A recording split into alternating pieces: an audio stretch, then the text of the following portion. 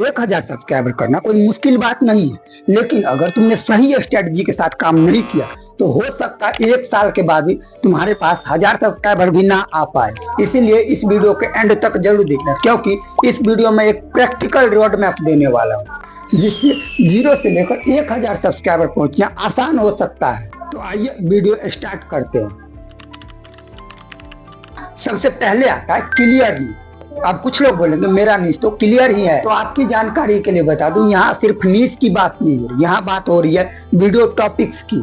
मैंने खुद से ये अनुभव किया है कि आज के जो बिगिनर क्रिएटर है उनमें से 90% क्रिएटर ऐसे हैं इनके चैनल की नीश कुछ और होती है, जबकि वायरल होने के लिए वो कंटेंट कुछ और बनाने लगते हैं। इसीलिए तुम्हें एक क्लियर नीश ढूंढना है, और नीश ढूंढते समय एक बात का खास ध्यान रखना है, तुम्हें सिर्फ ट्रेंड के हिसाब से नीश नहीं चूज करना, तुम्हें अपने इंटरेस्ट के हिसाब से नीश चूज करना है। क्योंकि अगर तुमने ट्रेंड के हिसाब से नीश चूज कर लिया लेकिन अगर तुम्हारे इंटरेस्ट में नहीं हुआ तो तुम कुछ वीडियो बनाने के बाद बोर हो जाओगे, जिससे तुम्हारे जो यूट्यूबर बनने का सपना है वो भी टूट सकता है।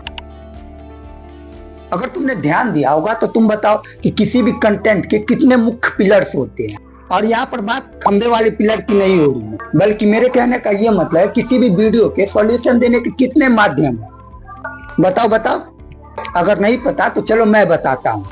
किसी भी कंटेंट के मुख्य 3 पिलर्स होते हैं, जो कि ये निम्नलिखित है: प्रॉब्लम सॉल्विंग, एजुकेशनल या एक्सपेरिमेंट या केस स्टडी।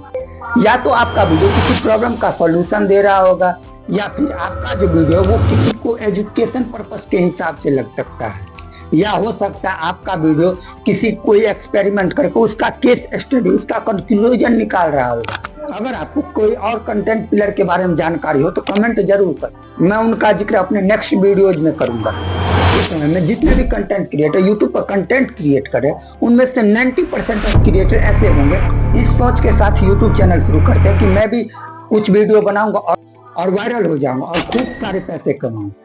दूसरों को छोड़ो भाई, मैं खुद ऐसे ही स्टार्टिंग के साथ मैंने वीडियो स्टार्ट किया था, मैंने यूट्यूब चैनल स्टार्ट किया, लेकिन जैसे जैसे मैंने यूट्यूब को समझा खुद को चेंज करता गया, खुद में बदलाव लाता है, खुद की स्ट्रेटजी को इम्प्रूव करता गया। और मैंने अपने स्टार्टिंग के वीडियोज का गोल ये नहीं रखा कि वायरल हो जाए, बल्कि अपने ऑडियंस को समझा, अपने जो वीडियो डाला है उसको डाटा एनालिटिक्स करना मेरा गोल था। और तुम्हें भी यही ट्रैक करना है, किस टॉपिक्स पर ज्यादा क्लिक्स मिले, किस टॉपिक से ज्यादा रिटेंशन आए, किस टॉपिक से ज्यादा सब्सक्राइबर मिले। अब जब तुमने डाटा कलेक्ट कर लिया तो फिर उसे एनालाइज करे, जो भी टॉपिक बेटर परफॉर्म किया होगा उसे दोबारा बनाओ, नए एंगल से, नए तरीके से और नए प्रॉब्लम को सॉल्व करके। जैसे अगर 0 व्यूज वाला टॉपिक परफॉर्म किया है तो इसे ऐसे बनाओ: पार्ट 2 में CTR, part 3 retention, part 4 thumbnail, part 5 title. इसे स्टेप बाय स्टेप समझा सकते हो और अपने चैनल्स को बेसिक से एडवांस लेवल पर ले जा सकते हो।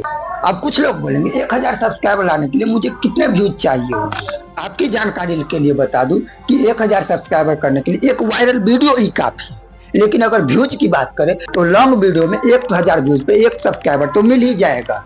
और ये नंबर कभी कभी बहुत ज्यादा भी हो सकता है। जैसे मेरे ये 2 शॉर्ट्स है, उसमें से एक शॉर्ट्स पर सिर्फ 600 व्यूज आए लेकिन सब्सक्राइबर 11 मिले, जबकि ये मेरे दूसरे शॉर्ट्स है उस पर व्यूज तो 1.4 किया है लेकिन सब्सक्राइबर ऑलमोस्ट 0। इसीलिए सब्सक्राइबर व्यूज पर नहीं बल्कि आपके कंटेंट पर निर्भर करती है। ये रोड मैप आपको कैसा लगा कमेंट जरूर करें, और मैं नेक्स्ट वीडियो में यूट्यूब एल्गोरिथम को एक्सप्लेन करने वाला हूँ। अगर इस नेक्स्ट वीडियो को मिस किया तो आपका जो ये रोड मैप है वो भी फेल हो सकता है। इसीलिए मेरे इस चैनल को सब्सक्राइब कर लो, क्योंकि मैं आपके प्रॉब्लम का प्रैक्टिकल सॉल्यूशन और हिडन जो ट्रिक्स रहती है जो बड़े क्रिएटर करते हैं उसे मैं बताता हूँ। तो आइए मिलते हैं नेक्स्ट वीडियो में।